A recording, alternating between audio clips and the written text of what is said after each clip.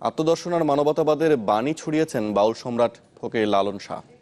তার অসাম্প্রদায়িক চেতনা আর মানব সেবার আহ্বান যারা ছড়িয়ে দিচ্ছেন দেশ থেকে দেশান্তরে, তাদের মিলন মেলা বসছে কুষ্টিয়ার ছেউড়িয়ায়। সাথে আছেন ভক্ত অনুসারীরাও। কাল থেকে শুরু হচ্ছে 3 দিনের বাউল উৎসব ও গ্রামীণ মেলা। সাঁজির 126তম তিরোধান দিবসে থাকছে নানা আয়োজন।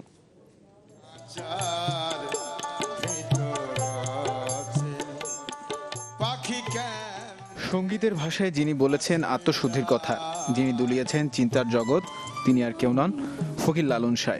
সময় গেলে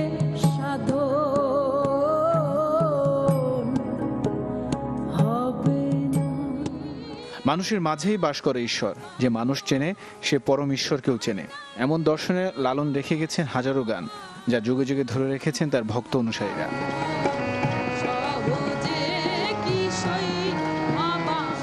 সাইজির সেই দীক্ষা দেশ থেকে দেশান্তরে যারা ছড়িয়ে যাচ্ছেন, আগামী 1 কার্তিক লালনের তিরোধান দিবসে তাদেরই মিলন মেলা বসে যাচ্ছে কুষ্টিয়ার ছেউড়িয়া আখড়াবাড়িতে। প্রতি বছরের মতো এবারও থাকছে নানা আয়োজন। একটা সময় স্বল্প পরিসরে তিরোধান দিবস পালন হলেও এখন তা পরিণত হয়েছে লালন উৎসবে। সামনে যেহেতু উৎসব শুরু হচ্ছে, লালন শাহর মাঝারে প্রস্তুতি কেমন চলছে সেটা দেখবার জন্য এসেছি। সাধুগুরু বৈষ্ণব লালন সাঁজির মাজারের দিকে ধাবিত হচ্ছে এবং লালন সাঁজির মাজারে এসে তারা সমবেত এবং জমায়েত হয়েছে। 3 দিনের এই উৎসবে থাকছে সাধু সংঘ, বাউল উৎসব আর কালী নদের পাড়ে গ্রামীণ মেলা। অন্যান্য বছর বেচা বিক্রি হয়, টুকটাক ভালোই হয়, আমরা ওই আশা করে আসছি। আয়োজন সফল করতে চেষ্টার ত্রুটি নেই কর্তৃপক্ষের। নিয়ম অনুযায়ী যে সেবা দেওয়া হয়, সেই সেবা কমিটির পক্ষ থেকে ইতিমধ্যে আমরা গ্রহণ করেছি। সার্বিক নিরাপত্তার ব্যবস্থা আমরা করেছি।